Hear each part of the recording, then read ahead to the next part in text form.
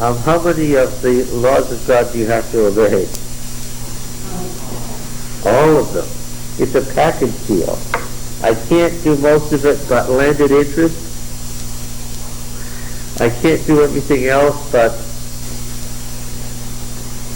what? Steal a Hebrew and make him a slave? No, it's a package deal. It's very interesting that it's a package deal. The way Deuteronomy presents it, all the specific laws, and here, is there any way you could derive out of Deuteronomy a theory of moral law and ceremonial law, one of which is eternal and the other which is temporal and nailed to the cross? No, it's a unitary thing. All of these statutes and ordinances are conceived of as what? As the proceed from, the outgrowth of, the extension of the Ten Commandments, right? So what's nailed to the cross? You mean theologically, what was nailed to the cross? In Colossians? I keep alluding to it. We're talking about Colossians 2. Does the Bible say that ceremonial law was nailed to the cross?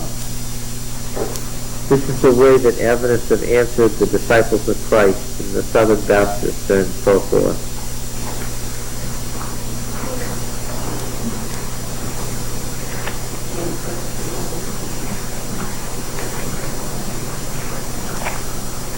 Colossians 2, what verse is it?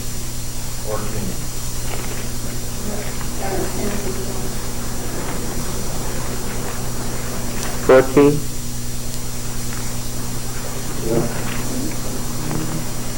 Yeah, we can.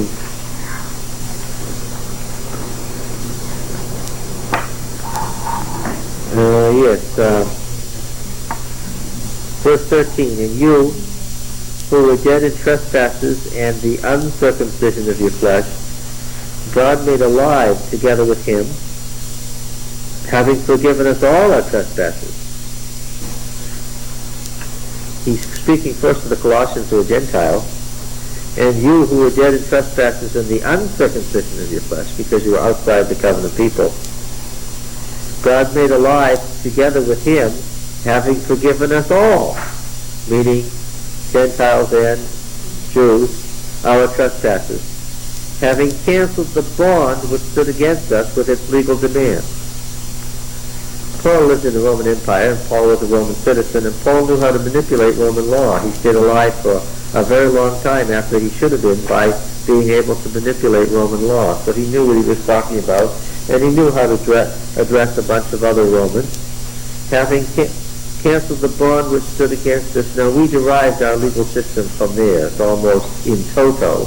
So we know what he was talking about too. I am charged with a crime.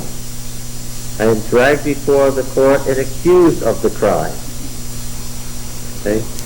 Now the magistrate makes the decision whether to hold me in prison for that crime until I am tried, or to let me walk around as if I hadn't committed that crime. Right? Okay. On what basis do I get to walk around as if I hadn't committed that crime? Post the bond. Yeah. And what is it usually? Money. Something of value. Equivalent to the significance or the seriousness of the crime.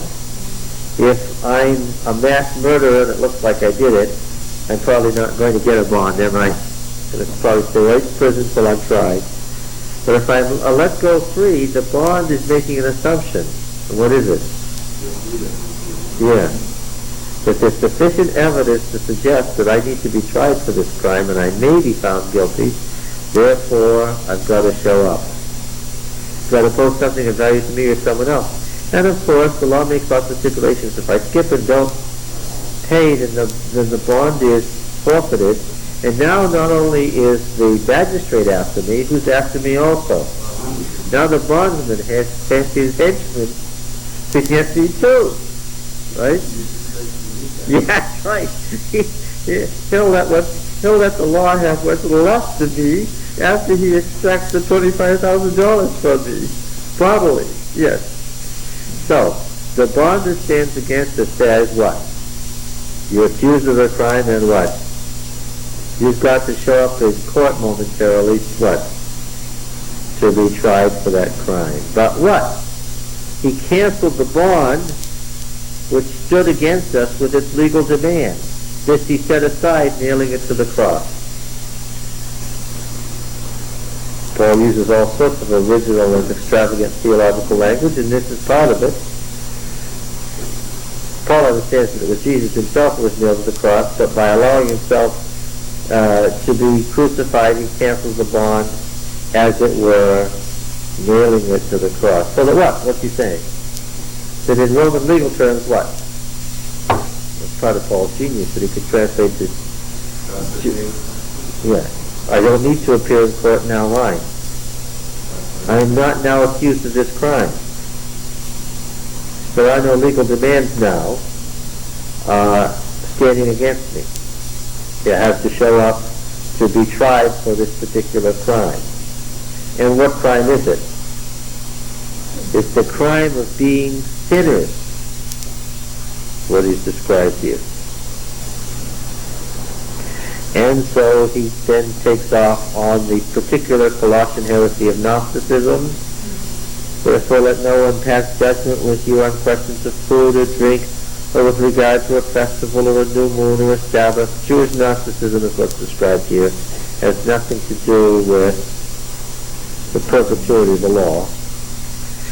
These are only a shadow of what is to come, but the substance belongs to Christ. Let no one disqualify you, insisting on self-abasement and worship of angels, taking a stand on visions.